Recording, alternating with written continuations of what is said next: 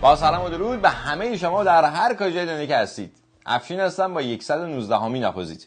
این برنامه به صورت هفتگی یا به هدف اصلی اطلاع رسانی تهیه میشه. هفته گذشته برنامه‌ای ساخته نشد. بنابراین برنامه این هفته تشکیل شده از اخبار هفته قبل و اخبار این هفته. به همین منظور ابتدا نگاهی خواهیم داشت به ترکیب شورای نگهبان و مجلس خبرگان یا خبرگان. سپس به سخنان یکی از برجسته ترین اعضای خبرگان که همزمان عضو شورای نگهبان هم هست میپردازیم و در ادامه از نظرات آقای بزرگ راجع به انتخابات بهره‌مند میشویم و از همانجا واکنش نظام مقدس به اعدام شیخ نمر و واکنش ها به آن واکنش و سپس واکنش با آن واکنش ها رو بررسی میکنیم. این روزها اتفاقات زیادی در کشور رخ میده یا در حال رخ دادنه، اما یک اتفاق به طور مشخص گفتمان سیاسی کشور رو تحت تاثیر قرار داده. مسئله دیگه که ما داریم مسئله انتخابات، مسئله بسیار مهمی است. بله، مسئله انتخابات، اونم به طور مشخص انتخابات مجلس خبرگان یا خبرگان. مجلسی که در طول این 33 سالی که از عمرش میگذره ما اصلا نمیفهمیدیم که کی انتخاباتش برگزار میشد، کیا رأی میدادن، کیا انتخاب میشدن، اصلا کار این مجلس چی بود. اما خب امسال به دلیل بیان یک سری سخنهایی این مجلس و این انتخابات مهم شد. گاهی دیده میشه که یه سخنهای بی‌پایه‌ای گفته میشه نسبت به نظارت بر رهبری و اخیراً من دیدم که بحث نظارت بر نهادهای زیر مجموعه رهبری و منصوبین رهبری او را اضافه کردن. بله، از همین سخنها که البته پایش در اصل 111 قانون اساسی جمهوری اسلامیه و اساساً نام این مجلس مجلس خبرگان خالی نیست، مجلس خبرگان رهبریه. اما خب منصوبین رهبری که خود رئیس دستگاه قضایی یکیشونه زیاد از این سخنان خوششون نمیاد و بهش واکنش نشون میدن. خلاصه اینجوری شده که این انتخابات مجلس خبرگان رهبری مهم شده و گوش ها نسبت به اخبار منتشر شده از اون تیز شده. حالا بازارگرمی انتخاباتی هست یا نیست رو ما کاری بهش نداریم، اما حالا که این انتخابات مهم شده و این مجلس مهم شده بد نیست قدری راجع به این مجلس خبرگان رهبری بدانیم. این مجلس تا به حال 4 دوره تشکیل شده. اولین دوره در سال 1362 تشکیل شده که نگاهی به ترکیب آن خالی از لطف نیست. شماره 1 سید علی خامنه‌ای، شماره 2 علی اکبر حاکمی رفسنجانی، شماره 3 عباس واعظ طبسی، شماره 4 احمد جنتی، شماره 5 امامی کاشانی، شماره 6 موحدی کرمانی، شماره 7 محمد مؤمن، شماره 8 ابوالقاسم خزعلی و شماره 9 علی اکبر مشکینی. این 9 نفر اعضایی هستن که 32 سال در این مسئولیت باقی موندن. البته آقای بزرگ که در دور دوم رهبر شد و خزعلی و مشکینی هم عمرشون در میانه راه، یعنی در طول همین دوره 4 به پایان رسید. در همین دوره 4 12 نفر دیگه از جمله رئیس مجلس هم عمرشون بهشون کفاف نداد تا این دوره رو به پایان برسونن.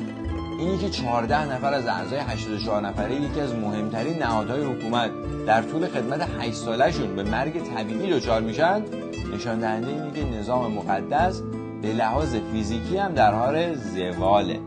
بگذاریم از بین 70 نفر باقی مانده در این مجلس حسن روحانی همزمان رئیس جمهور کشوره، صادق آملی لاریجانی همزمان رئیس قوه قضاست و از همه جالبتر احمد جنتی، محمد مؤمن، هاشمی شاهرودی و محمد یزدی همزمان عضو فقیهان شورای نگهبان هم هستند.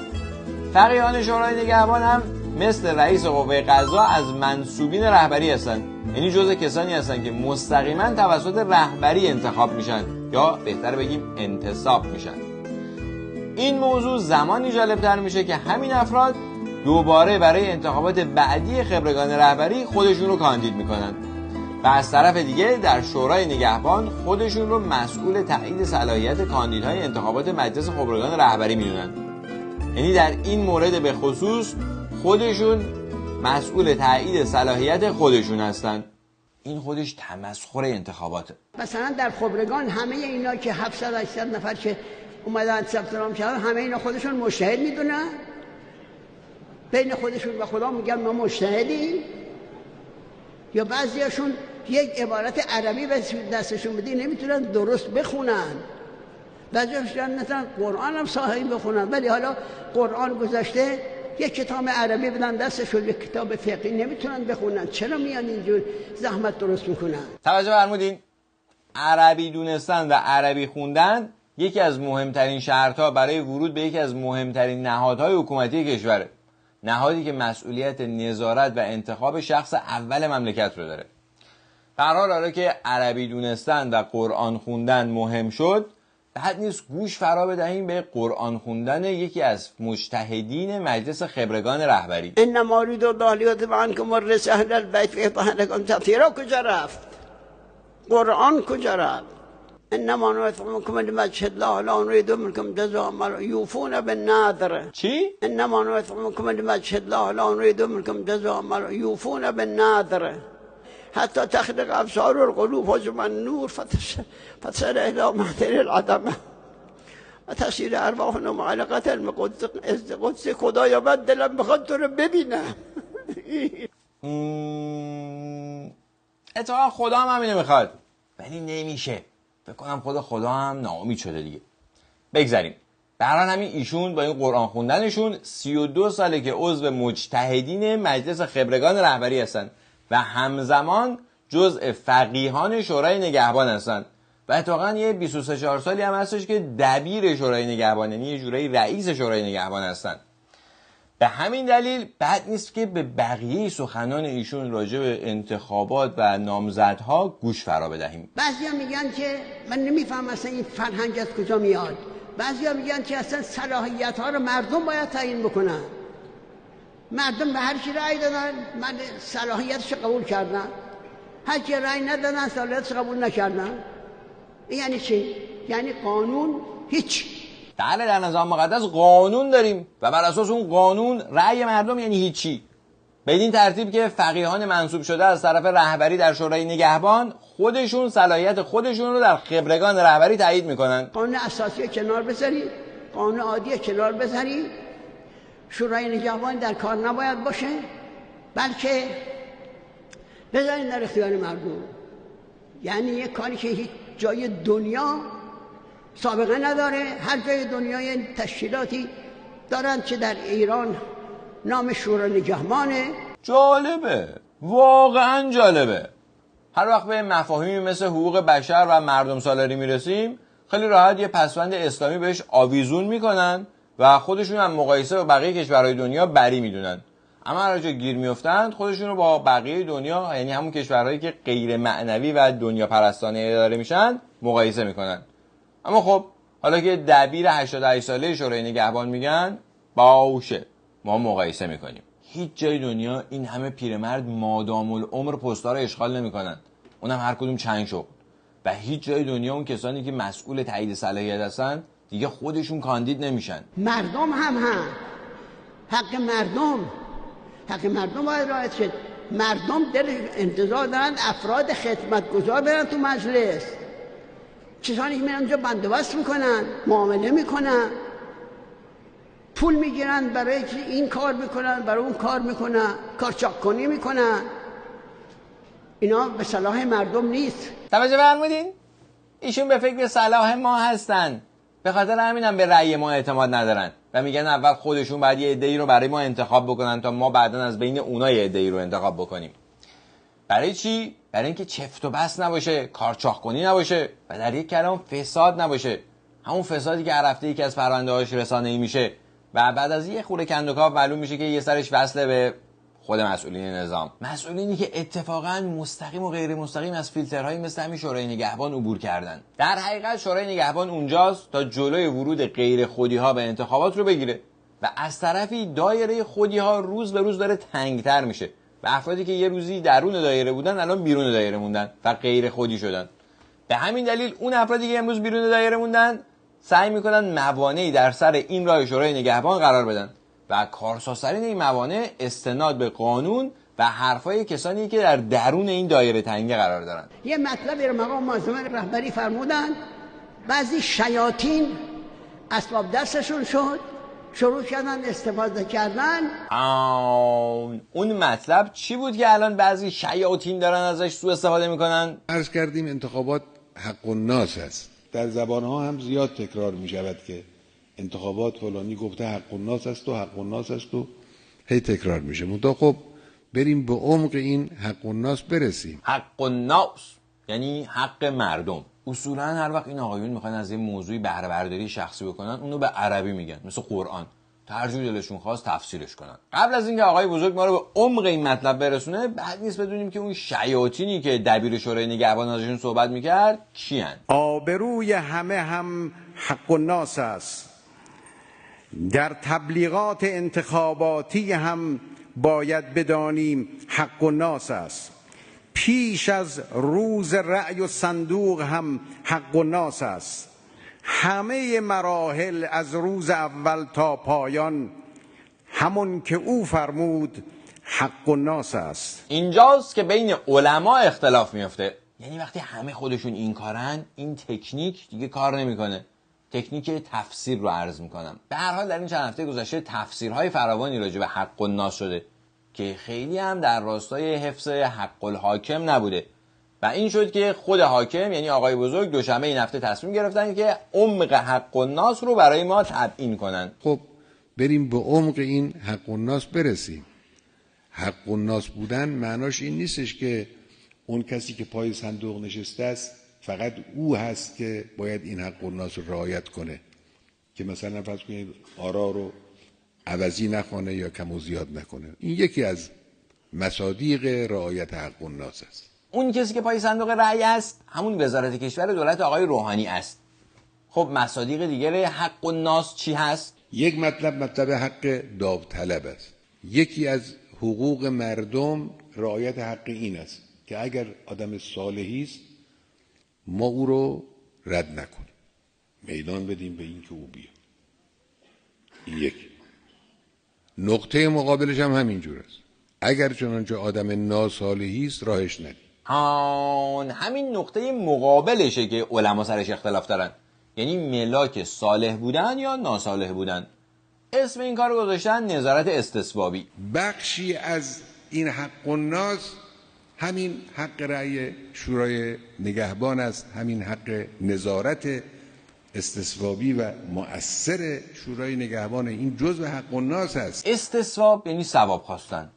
نظارت استصوابی هم از همون ترکیب‌های مندرآوردی نظام مقدسه.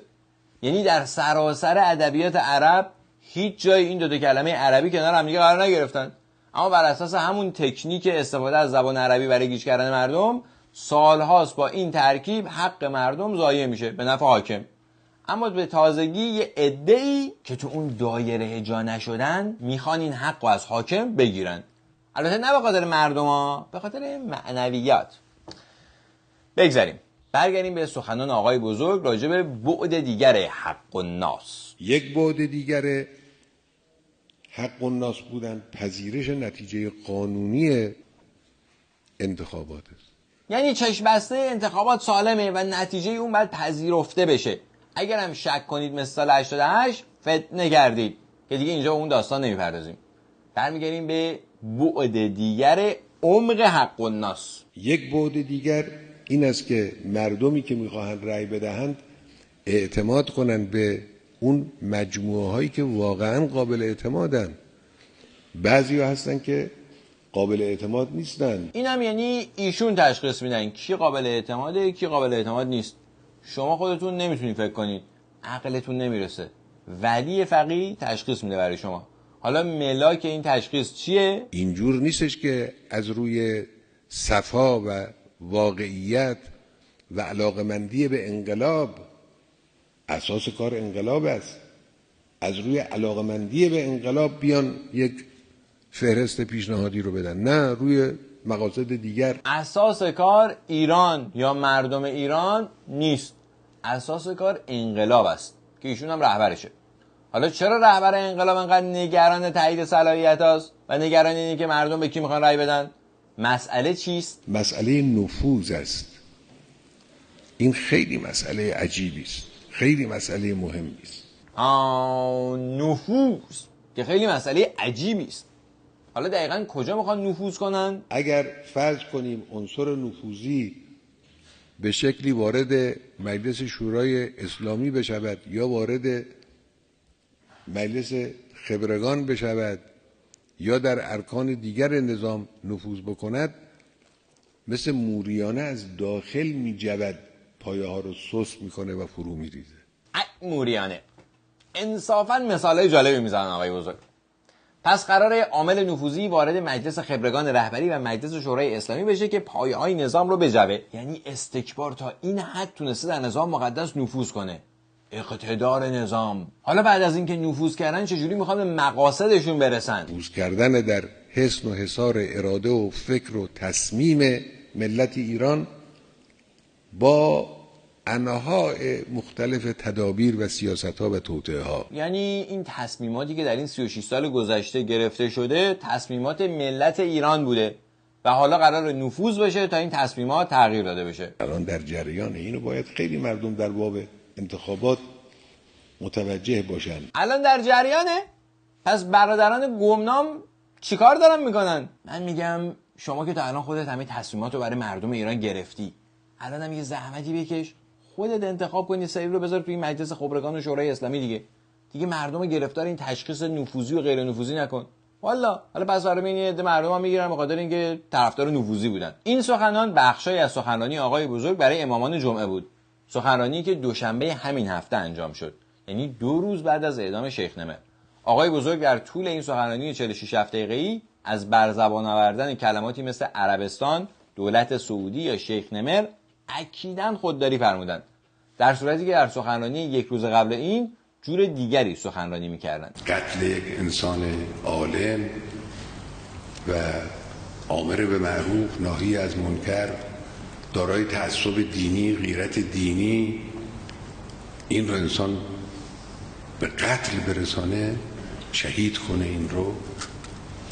این واقعا جنایت بزرگی است. توجه فرمودین؟ این که یک عالم، اونم از نوع شیعش، اعدام شده جنایته، وگرنه اگر یه آدم بیگناه معمولی اعدام شده بود جنایت به حساب نمی اومد. اما جنایت خواندن مجازاتی که یک دولت برای یکی از اتباع کشور خودش در نظر گرفته، طبق تعاریف خود نظام مقدس مصداق بارز دخالت در امور داخلی اون کشور به حساب میاد. و اما خطاست به خاطر اینکه این خون دامن اینا رو خواهد گرفت. بلاشه تردیدی نداشته باشند سیاستگزاران و مجریان و سیاست سازان دولت سعودی، تردید نکنن که این خون دامن اینا رو خواهد گرفت، پدرشون در میاره. استفاده از این نوع ادبیات، اونم از جانب شخص اول مملکت، در مناسبات دیپلماتیک تهدیدی کشور دیگه به حساب میاد. تهدیدی کشور دیگه هم میتونه مجازات‌های بین‌المللی به دنبال داشته باشه. و اما راجع به خون بیگناه، در طول 36 سالی که از عمر نظام مقدس میگذره، همواره داشتن عقیده متفاوت جرم به حساب میومده. بسیاری از شهروندان ایرانی فقط به همین جرم یا از کشور فراری داده شدن، یا اموالشون مصادره شده، یا به زندان افتادن و یا حتی جونشون رو از دست دادن. محسن امیراصلانی نه کسی رو بر علیه حکومت تحریک کرده بود و نه کسی رو به انجام عملیات تروریستی تشویق کرده بود. صرفاً به جرم متفاوت فکر کردن بعد از تحمل 8 سال زندان توسط حاکمان همین نظام مقدس اعدام شد. این کسانی که مدعی حقوق بشرند چرا خط خون گرفتن و حرف نمیزنن؟ ادبیات رهبر فرزانه انقلاب، یعنی شخص شماره 1 کشور، در ردیف ادبیات سخیفترین اقشار جامعه به لحاظ تحصیلات قرار داره. این سخنان در حال روز یکشنبه بر زبان ایشان جاری شد که شب قبل از اون پیروان ایشون دست به یک عمل سخیف زدن.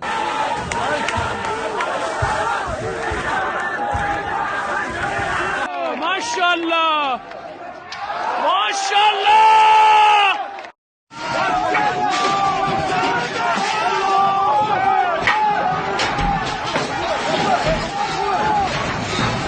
تجمع و بعد حمله به سفارت یک کشور دیگه نصف شبی، اونم در حضور نیروهای انتظامی، معنیش اینه که این عمل از جانب یکی از سطوح بالای قدرت حمایت می شده. مثل حمله به سفارت انگلیس، و قبل از اون در زمان آقای بزرگ قبلی حمله به سفارت آمریکا. اینها اون تصمیماتی هستن که به نام ملت ایران گرفته میشه. به هر حال بعد از این اتفاق در پایتخت مقتدرترین کشور منطقه روز دوشنبه صبح اول وقت عربستان سعودی به جای حمله متقابل به سفارت ایران به روش دیپلماتیک تلافی کرد. وزیر امور خارجه رژیم سعودی با تکرار ادعاهای قدیمی و طرح اتهامات واهی ایران را تهدیدی برای عربستان و کشورهای منطقه خواند و گفت سفیر و دیپلمات‌های ایران باید ظرف 48 ساعت خاک عربستان را ترک کنند. همین یک موضوع گواهی میده که دولت سعودی رفتارش دیپلماتیک‌تر از رهبر فرزانه است، چون دولت سعودی توسط خودسرها اداره نمیشه. عواقب قطع روابط دیپلماتیک عربستان با ایران از همون روز آغاز شد. رژیم آل خلیفه در بحرین نیز در ادامه سیاست دنبال روی از رژیم آل سعود اعلام کرد روابطش با تهران را قطع کرده است و از دیپلمات‌های ایران خواسته منامه را ترک کنند. رئیس جمهور سودان هم در تماسی تلفنی با جانشین ولیعهد سعودی اعلام کرد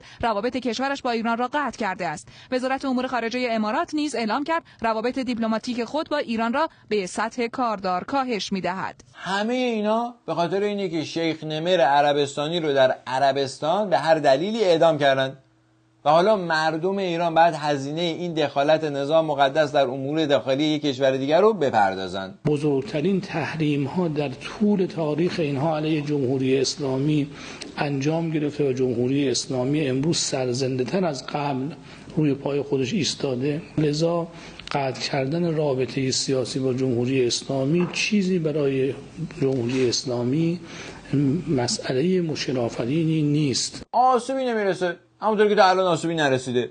اوضاع مملکت رو که داریم ملاحظه می‌فرمایید. یادش بخیر یه رئیس جمهوری داشتیم که میگفت انقدر تحریم کنید تا تحریم دونتون پرشه. به هر حال به همین سادگی رئیس قوه قضا راجع به روابط دیپلماتیک نظر میدن. هیچ کس هم نیست بهش بگه بابا آخه تو اصلا چی کاره‌ای؟ وزیر خارجه‌ای، دیپلماتی، یا اصلا به طور کلی مسئولیتی در زمینه سیاست خارجه داری. اما وجود تمام این هارت و هورت‌ها آقای بزرگ خودش حساب کار دستش اومد و فهمید که مسجد جای همون اون نیست. به همین دلیل در سخنرانی که همون روز اعلام قطع رابطه داشت به هیچ عنوان به این موضوع اشاره هم نکرد. در ادامه رئیس جمهور منتخب در روز چهارشنبه این عمل خودسرها رو شدیداً محکوم کرد. در مسئله حمله به سفارت عربستان این کار از نظر ما محکومه. حمله به یک سفارتخونه در تهران مثل حمله به خونه مردمه، هیچ فرقی نمیکنه. البته حمله به خونه های مردم در ایران انجام میشه قانوناً در راستای رساندن مردم به بهشت، به مهمانی ها و پشت ها و خانه ها و این ور اون ور حمله میشه. بگذاریم. و اما در مورد حمله به سفارتخانه ها، این حمله ها قبلا خیلی محکوم نمیشد. مثلا در مورد حمله به همین سفارت آمریکا و گروگان گرفتن دیپلمات‌های اون برای چند صد روز خیلی هم محکوم نبوده. یعنی هنوزم محکوم نمیشه، حتی از جانب همین آقای روحانی، و هنوزم معتقدن که خیلی هم کار خوبی بوده. حمله به سفارت انگلیس هم از جانب هیچ کدوم از مسئولین نظام مقدس هیچ وقت محکوم نشد، چه از جانب رهبر چه رئیس جمهور وقت. اما در پشت اون حمله ها یک معنویاتی موج میزد. به طور مثال با حمله به سفارت آمریکا بیش از 100 میلیارد دلار آن زمان که به اندازه 1 تریلیون دلار این زمان ارزش داشت در بانک‌های آمریکایی مسدود شد و هنوز هم تکلیفش معلوم نیست. و با حمله به سفارت انگلیس بدهی چند میلیارد دلاری شرکت نفتی شل به ایران همینجوری نزد شرکت شل باقی ماند، اونم تا همین امروز. اینها البته فقط گوشه‌ای از معنویات نهفته در این حملات بود، اما در مورد این حمله هنوز ابعاد معنویش مشخص نشده.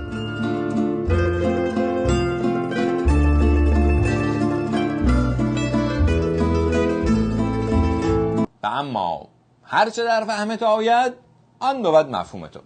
امیدوارم این برنامه را مفید یافته باشید. برنامه بسیار زیبا و پرمغزی بود. اگر این برنامه را مفید یافتید در اشتراک گذاری آن با دیگر دوستانتان جداً گوش باشید.